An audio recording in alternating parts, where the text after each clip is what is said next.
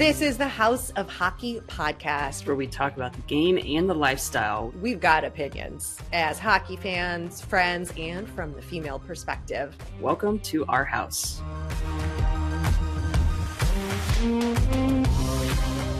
Welcome to the House of Hockey podcast, episode 173. I have a very special guest here, and Breezy, my co-host, she is still on our proverbial injured reserve.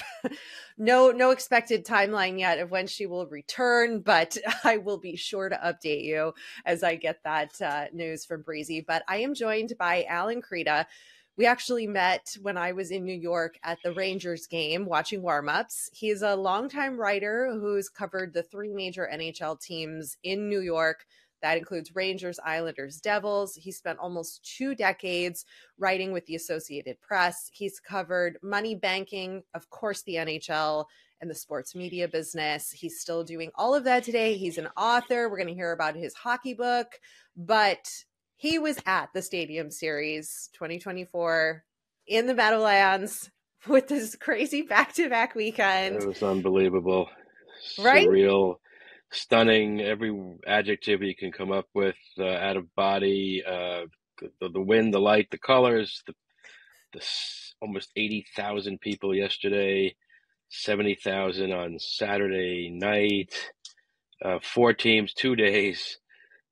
Insane. Hockey has no limit to the outdoor festival ability to draw people in and be together outside, tailgate, party pregame, party intra-game, party post-game, buy $300 jerseys and socks and hats and everything that goes with it.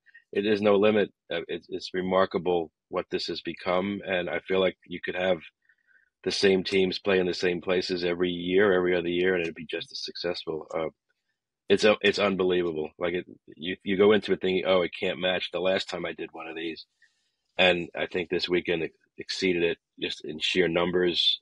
This was the 4th and 5th times there were outdoor games in the New York area. 2 were at Yankee Stadium, 2014 back to back. Rangers Devils, Rangers Islanders then at night, and then there was Rangers Sabres at Citi Field. So those were different. Baseball stadium dynamic, the shape, and the sun was out yesterday. It was wild. I don't know how to really phrase it, and I think you can't perfect. You can't quite believe there are that many people in one place watching this game, and they're all diehards. These aren't just lately fans. These are real lunatics that really enjoy it, and that's how it should be from both sides. People will drive anywhere for anything to do this and be part of it. Maybe they'll go to one other game a year, but they went to this one yesterday, and even from the island to Jersey is not exactly an easy drive, but no, thousands of people made it. So it was wild. And then of course to have the game it was yesterday, surreal. Yesterday was on a whole Sunday, other level. Yeah, that was the Rangers Islanders game. Well, unreal game. it was so bright that they delayed the game yesterday, and that added some more lead up time, anticipation time, watching the sun move across the ice. Like, these are problems and situations you never have indoors, obviously. So it added just a sort of ethereal quality to the experience. How windy is it going to be? Can the goalies see? What about when the light gets flatter and it's a different, grayer sort of pre-twilight light? Then they turn the lights on. So yeah, and of course, they come out for warm-ups, and those jerseys, the Islanders are in these blue and orange. First time anyone's seen them en masse. Unbelievable burst of color, and the Rangers in these bright white with NYR. Like, it was, somebody did their homework on how the colors would show up in that situation. Same the night before, Flyers in pretty standard looking but white, but what would have been years ago traditional home white, and the Devils in these sort of black and red, almost fluorescent.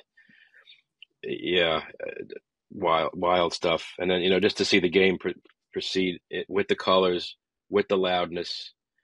you almost forget it's just another ordinary, basically regular season game. So, Yeah, um, I think you're capturing it perfectly. I think this is how everybody who was at either of those games right, or just watched on TV, these are all the thoughts and feelings us as fans go through, right? Like you're just like seeing it's such an immersive experience, these yep, outdoor games. And I know I haven't been to one yet, and people are trying to convince me to go watch my team Chicago next year yep, at Wrigley, but that's a later discussion for another time. But I just think the way you're describing it is exactly how everybody feels. And you've touched on a couple things that I wanted to get your thoughts on, just as far as what you just said, how it was still a regular season game. I right, found it really interesting that the league lets all the other teams play concurrently while mm, the Stadium mm, Series game is happening. I know they right, don't do that for the Winter Classic, right, but I feel like that's a move that isn't ideal, and you could really get a lot more bang for your buck as far as like advertising and business goes by not having these other games going on and right, getting the fans and like forcing them to watch these other teams play in these stadium series. right. What is the logic behind that? Do you It's a good know? question. I think they've commandeered New Year's Day perfectly because they've won the day now. There was since college football moved to Right. bowl games all over the place, and somehow the NHL figured out a way to try that game, have it work in 2008 and on. So that day is owned by the Winter Classic, and I think these add-ons, I don't think they realize how successful they might be or would be, and they came a little later. And yeah, I think they would probably like. There was minimal games yesterday. There were only two. One, of course, was Jaromir Jagr's retirement. Right. I think they love that they can do it on a holiday weekend, obviously. Right. And this was only the third time the league had done two games in one place. And I think this exceeded expectations. The last time was at Lake Tahoe with no fans, but a spectacular backdrop. So that proved they could do it somewhere just for the visuals. And I Hmm. believe that was a sort of a lone day event. And the previous one was Yankee Stadium 2014. And they split the days. It was an afternoon game, Rangers Devils, and then a night game 2 nights later, Rangers Islanders. So Right. it's a little on the fly. I think it's hard. The schedule's tough enough. They probably are trying to figure out ways to minimize the other games. I don't, Hmm. but yeah, I mean, yesterday was so immersive. You feel like this can't. Who else would watch anything else on Yeah. this day? It both games. I mean, an ESPN bringing the national TV entity to it, that adds another layer or three, so they can really have the nation watching. So I mean, they can't do enough of these for what I have seen. You would think it would hit a mark of limits, and yet Hmm. no matter what market they go to, they're in Raleigh, they're in Denver, they're in Dallas, they're in LA, in the sunshine even. Like I don't think they can put ice down anywhere within reason and Yeah. have 50,000, 80,000 people, and it worked. And the ice technology is so Oh, unbelievable now that they could do this with enough lead time. And even if it's a one use right. ice, this just there's something about outside, of course, Hmm. and every player can talk about an experience earlier in their lives where they played outside with their families, their brothers, sisters, parents. Everyone played outside in a pond somewhere in the world. So And same it's for the totally fans. uniting. Which Right. I think a lot of the fans have played or love to play, or there's a lot of people out there like me who can't play for their life and skate. So I think it really connects across. Do you think how successful and how much money do these outdoor games? I know all of the ones we do, right? The Heritage Classic, we do the Stadium Series, we do the Winter Classic. You've got these specialty games you're talking about. That doesn't necessarily benefit the league, the charity game, but this has been a huge contribution to the business of the league. Tell us a little bit more about that element and why these are so important for the business of hockey and to help keep this sport growing financially. I think it just helps broaden the appeal. It maybe fans that haven't been to a game been familiar with following it as we do day by day by day, and you like, oh, outdoor game, we all go as a group or watch. It's quirky, it's not every day, and it might hook you in to suddenly saying, wow, what a game. I need to go to live games. I need to watch. So the league has been good about drawing in new fans. I think they're very attuned to how to reach people. It's obviously a very young demographic too, with social media and all that goes with it. It's actually unbelievable how much staff there is for the league, for the teams, from the network. There's so many posts about so much that they just it's just an avalanche of information, visuals, images, stuff beyond the game. I mean, the mascots were there. Saturday night, Gritty was fighting with the Devil mascot. They were throwing snowballs at a Ranger fan. You know, they just get funny Gritty stuff, went innocent. streaking. I Gritty mean, went come on. nuts. Yeah, Gritty is out of his mind. So Gritty is brilliantly Yeah. choreographed in every way. He was in with the fans. He was, I think he made friends with the Devil. So that's interesting going forward. I think they united against the Rangers or something. Yeah. And I mean, There's a yesterday whole they were storyline with just the mascots, Alan. We've got right. storylines and Oh, content with just mascots, let it's alone yeah, what's yeah. happening on the ice and off the Of ice. course, the Jonas Brothers played Right. before the game on Saturday night, so that was a true Jersey moment. I mean, the players coming in with these crazy get-ups before the game too. The Mhm. Flyers dressed up as Rocky in the Yeah, sweatsuits. The Devils came in as Sopranos characters. I mean, it's endless. love that. So I love somebody's thinking that. of ideas, and that brings it gets attention. It might again Yeah. get the casual fan. The dedicated fans are part of it too. So it's just an all inclusive. I don't think any other sport has invented something so dynamic that Mhm. people look forward to, will travel to, will spend a lot of money to be at all costs, and you could move Right. it, and you're going to get the same reaction next year in Columbus, Ohio, when they That's going to bring in be, 100,000 fans for that game. Columbus that's is going to hosting Detroit in Yep, the at next year's.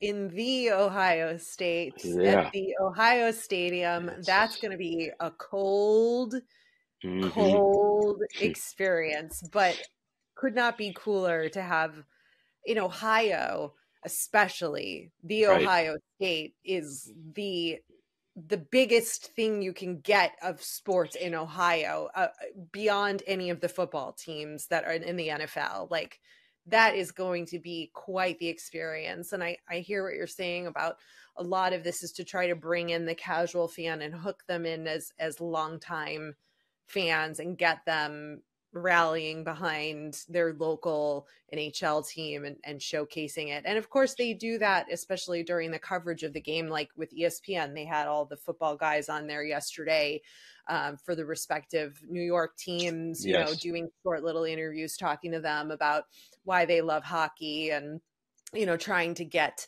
some of those fans from the NFL in and bring all of this in. I mean, so It's much smart. happened. And then It's. back to your point about the walk-in outfits. I was waiting for that post on social media Hmm. because I wanted to see what they were going to do.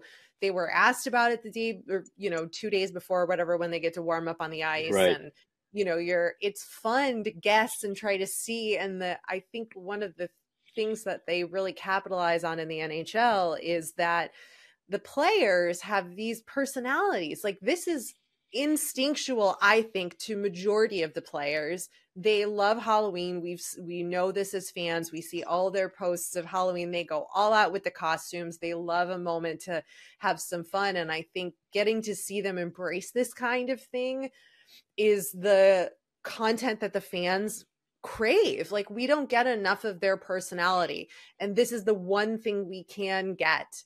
Here and there we get little pieces, and I think that's great. But on the flip side of what Philly and New Jersey did for their walk-in outfits, you have the Rangers who wore the NYFD and NYPD and Long Island police, whatever, all the police and all the fire All of them. Yep. teams jerseys, and they rode in on fire trucks and in police cars, and they really honored that part of New York, which is such a core value of New York today, especially. But the other side of it with the Islanders, how Lou was like, there's no costumes. You're wearing your damn suit. Don't you dare stray from what we do. That is not allowed. You better shave your face. Like, I thought it was perfect. It was the mix of actually all was. the teams. Yeah. And it was sort of like one team was as they are. Like that's how the players always come in the sharp dressed, clean suits. So that was it worked because he didn't have to have something outlandish. That was perfect casting, as it were. And they also had the police escort, so to speak. So they were part of the dynamic of law enforcement, fire. I mean, that's such a part of the ethos of the New York team, or any team, really anywhere in any community. But that worked. Especially. I mean, the Rangers, of course, so close to the Stephen McDonald family. The award every year they give this award for the perseverance, dedication, dedicated to police officer who was shot in the line of duty, who became a rallying cry for the team back in the late 80s. And this continues to this day. I've written about the family, and I actually saw a post last night that Stephen McDonald, who passed in 2017, his wife and son, who's now a high-ranking police official, did the opening lineups, did the roll call for the Rangers in the room. They posted that. Again, Mark Messier and Mike Keenan were part of it. So these are also elements you wouldn't see years ago, like this insider bit of what goes on in those 10 minutes before the game. You know, cameras everywhere,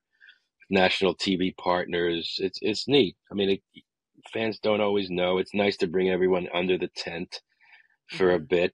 Trade secrets aren't released, and people feel like they're right in there with them, and why not? But so that was a very human moment yesterday, and it was one I didn't realize myself until later when you start looking through the posts, and that's probably another reason why these situations work so well, is the sort of string attached to what else happened, what can I find, who else can I read about, or what they said, or what their vantage point was. And it's being outside again. You're like, anything can be happening and you don't realize it. And there's so many people and so many angles to be watching the game from. And who else there? Alumni was there from both sides, have Rangers and Islanders, legends sharing the stage a bit. Denny Potvin, John Tonelli, Brian Trottier, Messier, Adam Graves, Henrik Lundqvist. You know, everything's a chance for another generation to react. Mike Richter, cup-winning goalie. So everyone had a moment within the context of this game, which is a game for the ages. On top of everything else, you had this insane Ranger-Islander rivalry game, which will be in 20 years. People will be talking about this one just like we're talking about it today. It had that quality of, wow, I can't believe I saw what I just saw. Following a great game the other night, the Flyers Devils played a tremendous game themselves, and the home team won it. So that made New Jerseyans happy. I think that crowd was it was heavily Devils. It was a lot more red than orange. So that kind of made sense. They got an official home game in their state, and the Devils are always fighting for the limelight, 3 cups, and yet they were always having to fight for it. So that was nice to see. It's cool to have 3 teams in one metropolitan area. Yeah. And I mean, Philly kind of sort of counts, not really. I mean, you could drive to Philly as quick as you could drive from Jersey City over to Long Island. Right. You know, it's the same amount of time. It's less distance. I know people in New York are screaming right now because they're like, Philly is not part of the greater New York area. And it's not. But, you know, it felt like it was the right matchup for this. They practice in South Jersey. There's a Jersey element to their fan base for sure. The rivalry is, of course, more Rangers, Flyers, Islanders, Flyers, but Devils, Flyers, you know, if there's a playoff series between any 2 teams, it creates something that maybe wasn't there, which is part of why I've been hoping one day. Of course, Rangers, Islanders is what every local fan wants to see again. It's been 30 years, but Rangers, Flyers is epic, obviously, way back, 70s and 80s, and Islanders, Devils is one that needs some more footing to cross the Long Island, New Jersey barrier would add something. So that's only happened once, 1988. So I feel like the games we saw this weekend could crisscross. They could match up Mhm. Rangers, Oh yeah. Devils, Oh Flyers, yeah. Islanders. You can mix in. You can do this one every year. You I'm really sure they're can. thinking about a repeat. What was your interaction with the fans at both of these back-to-back games? What was sort of the response or general consensus from people at the game?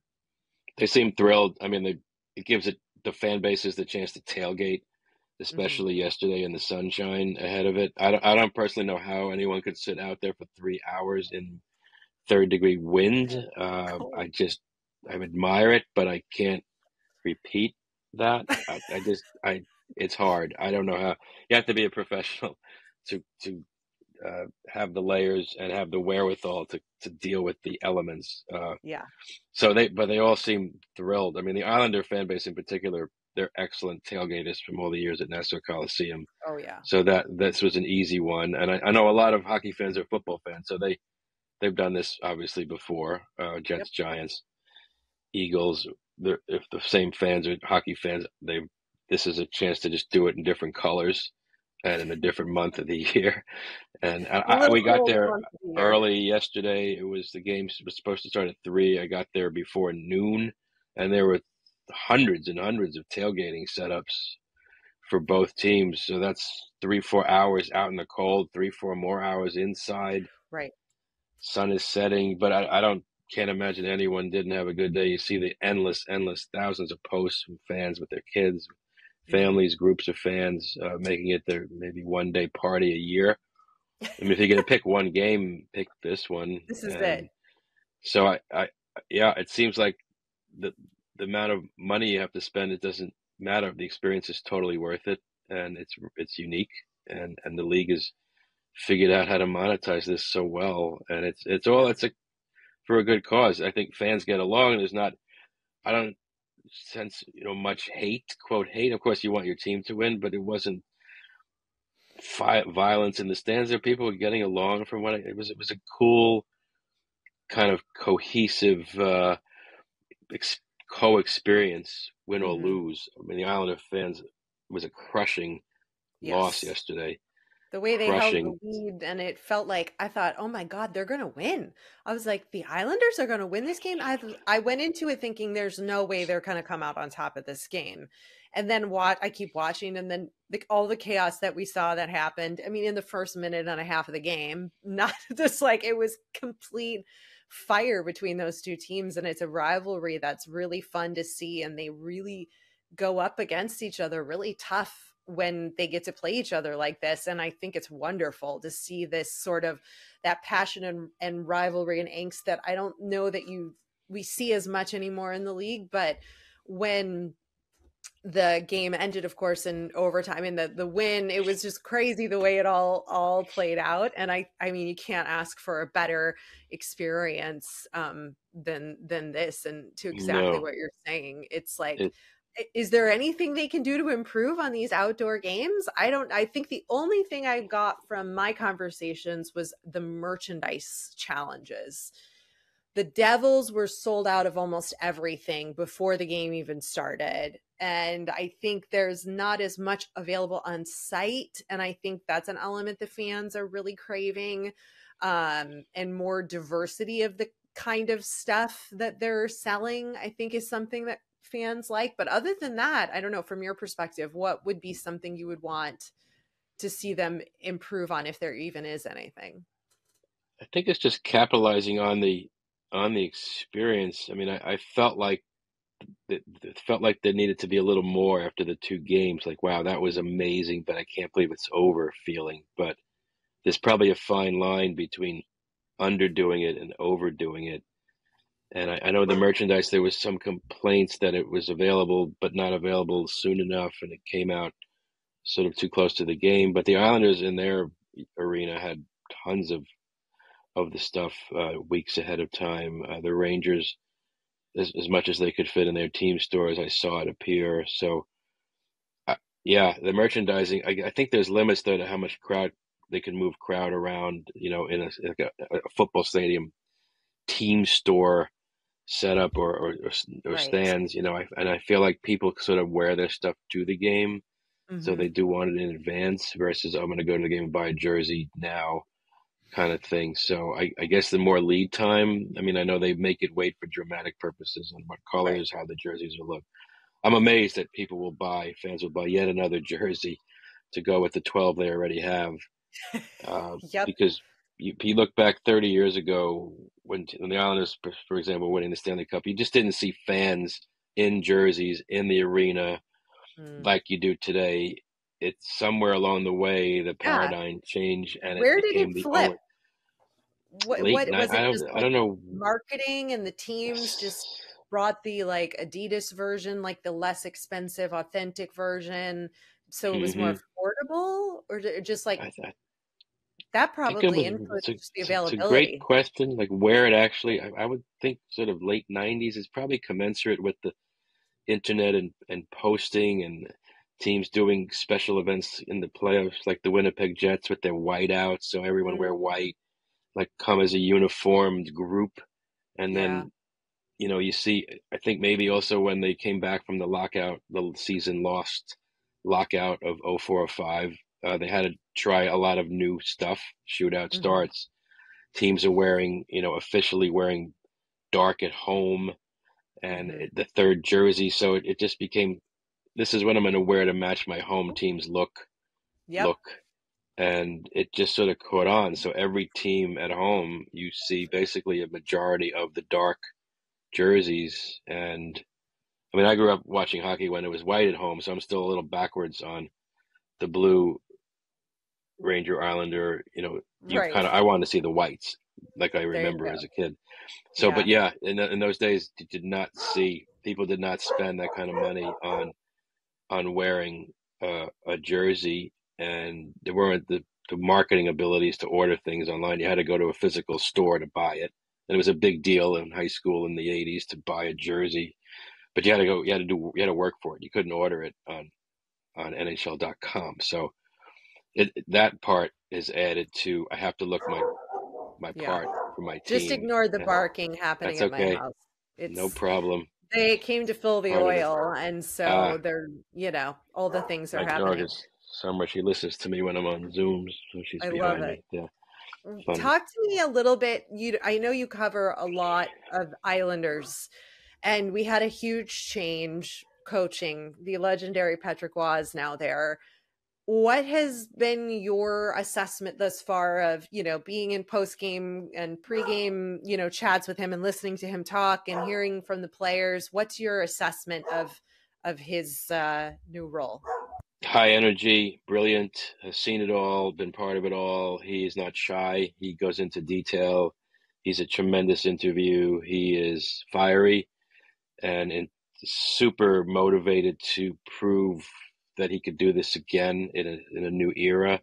So it's been refreshing. I love any of these guys that I saw play in the '80s who are now in the sort of erudite coaching side of it where they have to explain and they're speaking from experience. And he's had such an amazing, colorful career of his own that it's been a refreshing bonus to what was sort of an okay season. Lane Lambert was a perfectly good guy, but didn't say a lot. I think the players went as far as they can go with his system and style.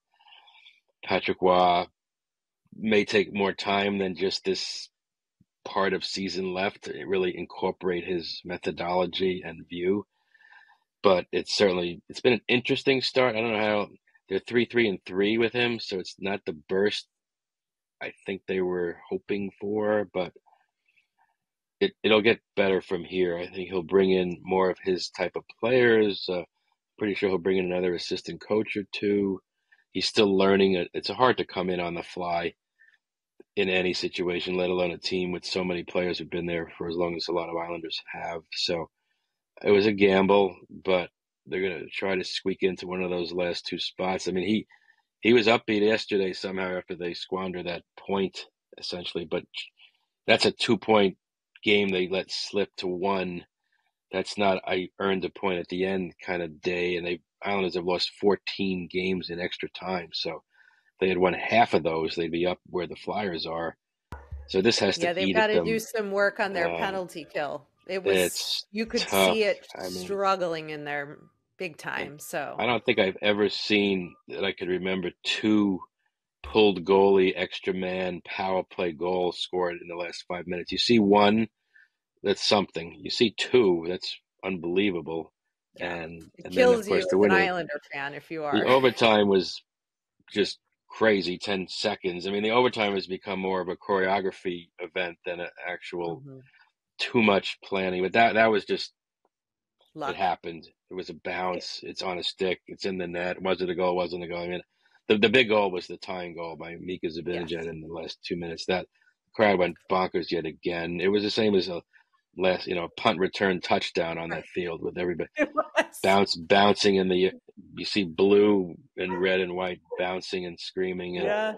shocked and amazed. And the wackiest part of watching the game from the recessed football stadium press box behind glass, so the sound's a little different. There's almost a delayed reaction. You see it and then hear it. It's a funny, and we're hearing the game on broadcast in a delay, so you're hearing it in delay. You're watching it in real time, and then you're hearing and seeing the reactions like a bit of a delay, and it adds to the sort of surreality of all of it. And then 70 or how many thousand fans were doing the Rangers goal song in unison. Unbelievable. Oh, you could hear it through the broadcast. You could hear it. I mean, I know they, of course, take that audio feed, but it was pretty prominent. Talk to me about the Rangers and your assessment of them thus far this season. How far will they get into the playoffs this year, do you think? They seem to have most of the pieces. They're winning in every way possible. They're overcoming deficiencies when they don't have the best goaltending or their defense lets up this or that. They've 7 in a row now. They've won. Their best players, when they are their best players, they're pretty unbeatable. When their power play's on, unbeatable. But it seems like they're a bit fragile in terms of sustaining it. I don't know. I think there's going to be a couple of moves, pieces added. They've had some injuries. Blake Wheeler's out, so now Jimmy Vesey's on the top line with Chris Kreider and Mika Zibanejad. So, and Panarin's had a Hart Trophy caliber year. Mm-hmm. Vincent Trocheck not far behind. So those two on the same line. So they're motivated. They're coming off Yeah. last year's 7-game loss to the Devils, coming as close as they did 2 years ago. They have the goaltender. They have Jonathan Quick backing up the goaltender. So they seem to have, but The as pieces. we know, as we see, the playoffs are a completely different animal from the season itself. It's almost two different universes, and Oh, anything yeah. can happen. It's all momentum, and where you finish, it's just getting in. It, I don't know. And it's hard to judge them against the Bruins. I haven't seen them play them that much. It's hard to judge them. Yeah. Florida's very tough and very motivated as well. Carolina can't be discounted. Mm-mm. And then there's always the team that rises up from the 7th or 8th seed. So the Yes. pressure's always on the Rangers to do well. They've been sitting in first place almost the whole way. The expectations will be sky high, so the pressure will Mm-hmm. be on. And then you have to get off to the good start. So they only have a professional coach who proved it again yesterday. I mean, that was a Yeah. tremendous coaching job by Peter Laviolette at the end of that game. Do you The think way he's he making a passionate. difference with that with the Seems to players? be seems to be the perfect follow to Gerard Gallant, who got them playing at a higher level. They got a little Mm-hmm. lucky the first year by coming back against Pittsburgh and beating Carolina. I don't think fans expected the sudden No. going to the conference finals year, and then last year was a letdown. So I think that he's the point counterpoint. Maybe they're buying in. I mean, they're a self-led team. They're so veteran. They find it within. I think he more tweaks it. I don't think he's screaming at them and pushing them the way coaches of other Gladly. championship teams may have had to in the past. I mean, I think it's Chris Kreider's been there since 2012, Mika since Yeah. 2016. These guys have been through it all, and they desperately, desperately want a cup chance. Yep. And years slip away, and another year goes by, and that's how it is. So immense pressure, though, because it's Yeah. not easy to be the first place team going in, as we've seen so many times in the playoffs. Yep. It's almost like a And curse, you know? and if you lose the first game, it's uh-oh. If you lose the first two, it's oh no. And it doesn't Mm-hmm. take much to spin it and be No. playing for your life. So it'll start first minute of first game. and they'll be hosting. It would appear most likely, Yeah. but it's all about who they're going to play in round 2 and 3, and how is it once you get past the always most difficult first round, as we've seen. That is the toughest round Yeah. by far. All teams are healthy. They're all in. They're desperate. It's almost worse to lose in the first round than not make the playoffs at all because you Exactly. push You so might as hard, well just and then not get there. Yeah. teams that are out of it are out of it, and they're not expecting. But when you get in and then you're out, now what?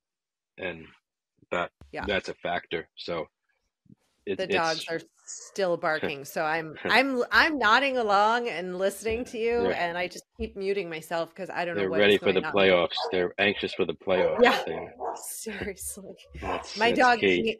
hates it when I watch hockey. He hates it Mm, because I yell and he gets scared and he thinks something's wrong and he like has to go into mm. the other room. But give Because me they your hear thoughts sound from on other places. Yeah, right. Give me your right. thoughts on Devils and Flyers real quick, and then we can talk about your book. Okay. The Devils are intriguing. They're coming off, of course, the fabulous Renaissance year last year. 44-point, I think, difference from the year before. I mean, tremendous progress they made. And then beat the Rangers first round. No one would have predicted that. Young team, Jack Hughes, superstar in the making. Jesper Bratt, maybe the best underrated, under the radar star. Their weakness is something of the goaltending. That's the unknown variable with them. They miss a couple of guys though from last year who made big differences this year.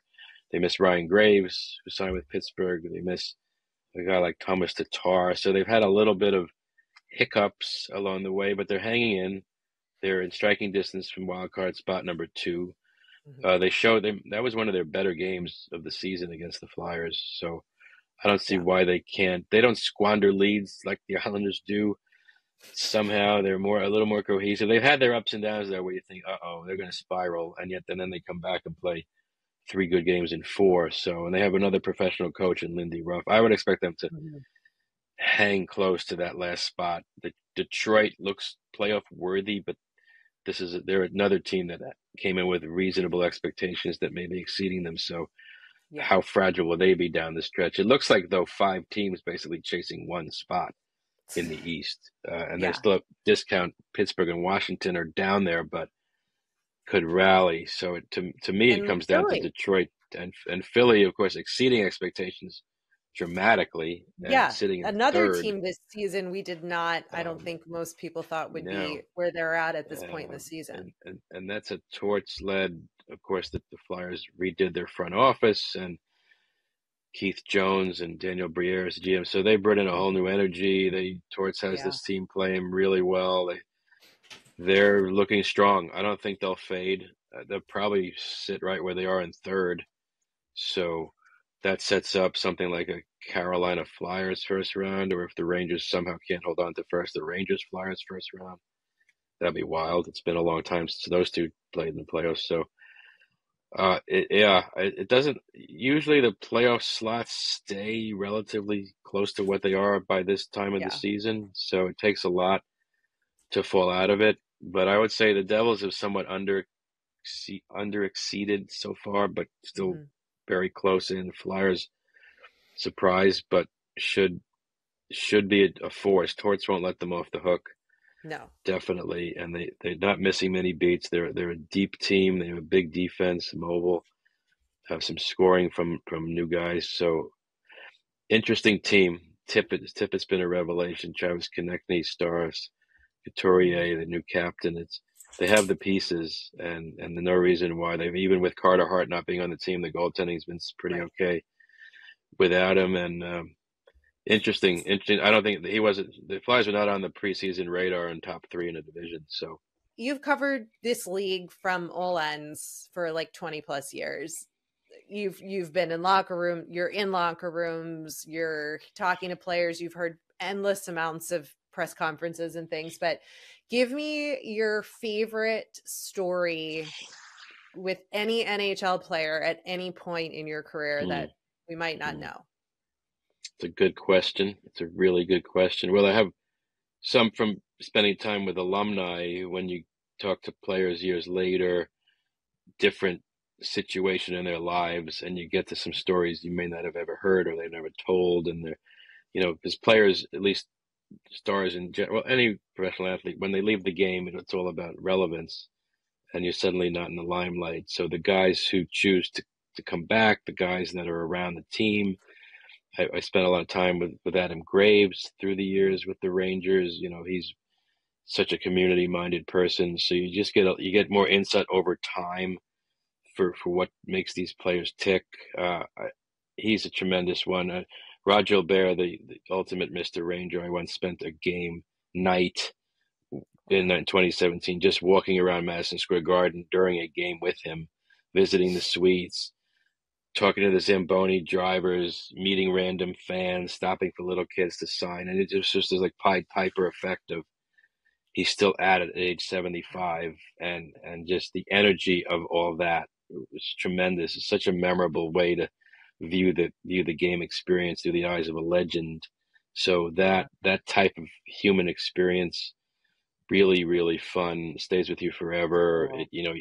Kind of the randomness of who we might meet. So, and he's in his element in the building, and number 7 is so intricate, tied to the Rangers forever. He passed just 2 years ago, and it's still a sort of tremendous void. So having had that experience to share with him and then share with the readers of my work is pretty amazing to the 8-year-old me to have had that chance. And I have similar experiences with Islander alumni. I'm very sort of connected, tied to the history, and I like to bring the past into the present and vice versa, because when you talk to the current players, it's almost always about the game, and you don't get deeply into the real stuff too much. Here and there a little, but still it's a little bit at an arm's length. One of the more fun assignments I had for the New York Times was they asked me to do an article about players and their dogs. Yes. One year, and I had this idea, like especially for the Islander guys, they have more space, they have green, they have hockey players and their dogs is a major thing, and players train with them in the winter, summer. Oh yeah. They love their dogs, and when they come home late from a game, the dog's waiting for them more than their family even. So it's a major part of their lives. So I thought, well, that'd be kind of cool to talk to them about. So I spent a day with a couple of Islanders and their dogs' wives at a dog park, and it's still one of the more memorable bits. And they also gave me the excuse, then the reason to talk to everybody on the team about their dogs. And something like 18 of the 20 guys had a dog. One had a cat, one cat in the mix. So Thomas Hickey had the black cat. So it was like a funny way to go beyond. I'm not asking them why they're not scoring on the power play. I'm asking how's the puppy doing, and bulldogs, sheepdogs, Bernedoodles, you name it. John Tavares had a Bernedoodle puppy and was telling me all about it. So these are things and they remember that you talk to them about this stuff. Yes. And you have a sense and an awareness of more than just the game, and they almost and that they're a person welcome and they're that. a human, and that you care about those things and can connect with them. So then when you go to ask them questions like, hey, what have you not do, how can you improve your penalty kill in the aisles? Yep. They're going to be a little more inclined to maybe give you an answer as opposed to it's not. Completely true. And I've tried hard over my career to carve the relationship in any way I can. Yeah. It's a little trickier in the modern age because of limited time, and younger players are more used to social media than the one-on-one. It's like a different dynamic. But over the years, everyone is just human. They're just superior athletes who are playing a game. But in the end, it's just a conversation, and there's not. And we're united by the game, so it's easy enough to find. I just look hard for interesting backstories about their hometowns, their families, their work ethic, a school they went to, some experience that you can ask them about to prove you did your homework on a first conversation, that you're not just coming in asking some random thing just to get an effect, a quote for effect on Twitter or something. Like it's beyond that. So to me, the thoughtful question is far more important than any question. And I'd rather ask no question than the wrong question. So I try to think ahead of time. connect. As you know, when you're in the locker room with John Tortorella, you got to ask the right question. And sometimes the question is not asking a question, Right, reading the room. Same thing with the players, and knowing that player and their personality can shape how you ask a question or how you bring up something that you have to ask about, like an injury, but you need to do it in a roundabout way where they're not going to be pissed off at you for right, asking the, right, right. such a blunt question. But it's fascinating to hear. We could talk to you for a long time and hear more stories, but you're working on a really important story that's going to be in the shape of a book. Give us a little preview of what you're working on. The book is a memoir with an all-time great who not only won a gold medal in 1980 at Lake Placid with the famed U.S. Olympic team, but then went on to win 4 Stanley Cups for the Islanders in sequence. Ken Morrow, a defenseman, tremendous guy, a fabulous work ethic, life of dedication, perseverance, tenacity, all those words you attach, but he's lived it. He's lived it from day one. The 1980 Olympic team, of course, lives forever in its singularity as a team that did something unbelievable, which seems to just grow with time. Somehow it resonates even more. It's almost Mm-hmm. 45 years after the fact, and it's such a standalone to beating the Soviet team, and that was college kids beating a professional team. And he was this quiet defenseman who just did his job day in and day out, day in and day out, and Yeah.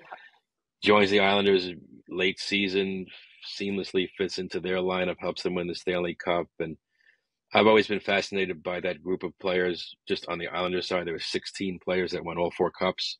Think of that, how unbelievable Unreal. that is in an era when teams actually stayed together. It wasn't anywhere near a salary cap, and just No. money was not anywhere near the money today. And they had their challenges of contracts, but there was no thought of so and so's going because we can't afford them. It just we No. stayed together, No. We could and all these never have guys did is 16 win. players win 4 cups No, on one you team in our. That's why we're so blown away with people like Pat Maroon, who had what, 3 back to back on managed different to win teams, 3. That's or not on back, so 2 years back to back, but two yeah. with Tampa and then one more with the Blues. But Right. I mean, these guys I think somehow that adds to the mystique of their Right. stories.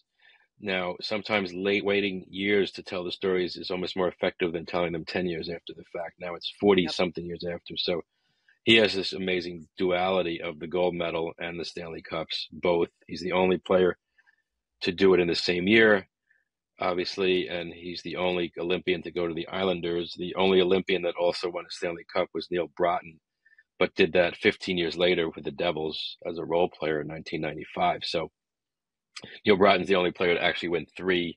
Then he wins the NCAA title as well with Minnesota and Herb Brooks. So also Kenny Morrow has the double of playing for Herb Brooks and Al Arbor, 2 absolute legendary coaches. Wow. And he played in college at Bowling Green for Ron Mason, a 3rd legend. So once you kind of get into the life stories, I feel like the book is as much a sort of everyman story of how hard Mm-hmm. work and dedication and being focused and doing your job.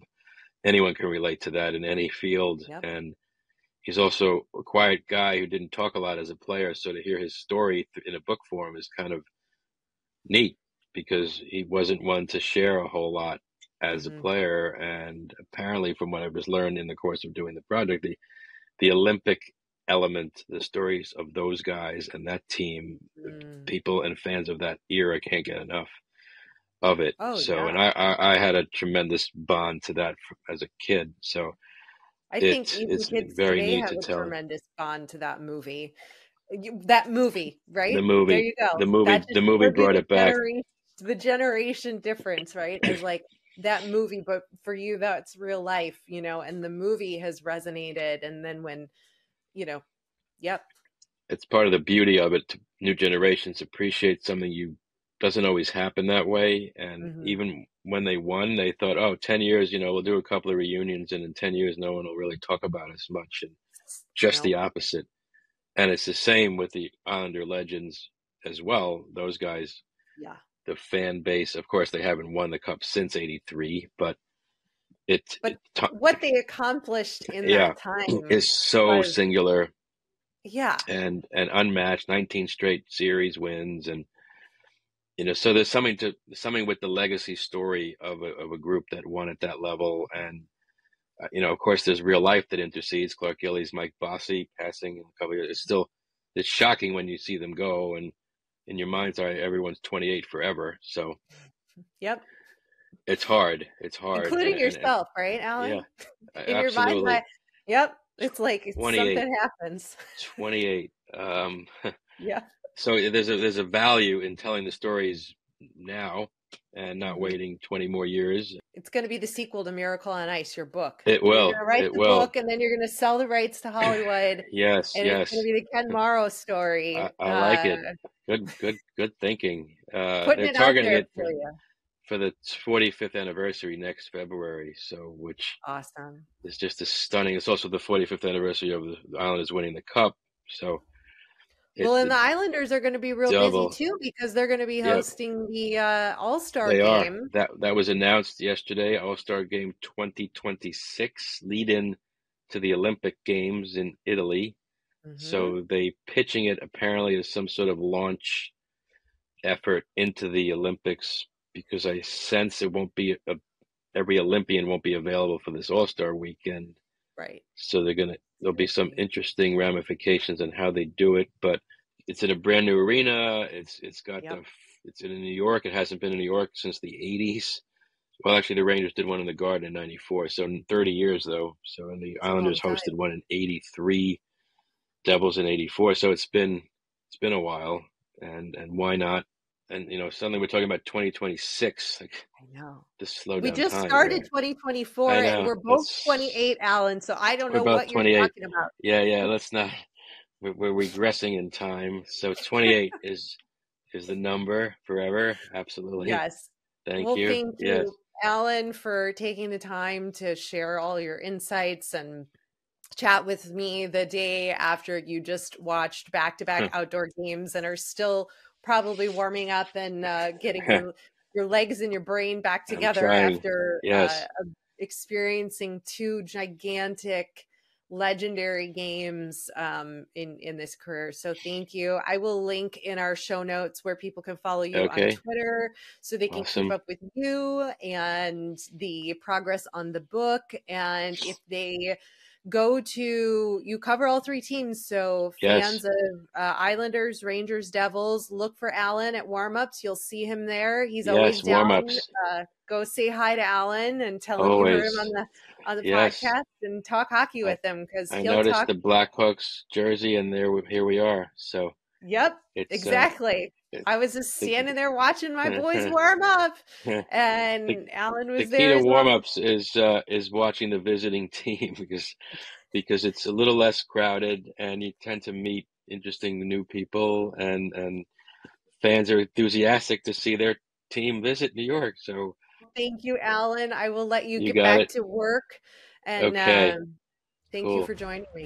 You're welcome. Anytime. Thanks for coming over to our House of Hockey podcast and hanging out with us. We'll be back next week with a brand new episode.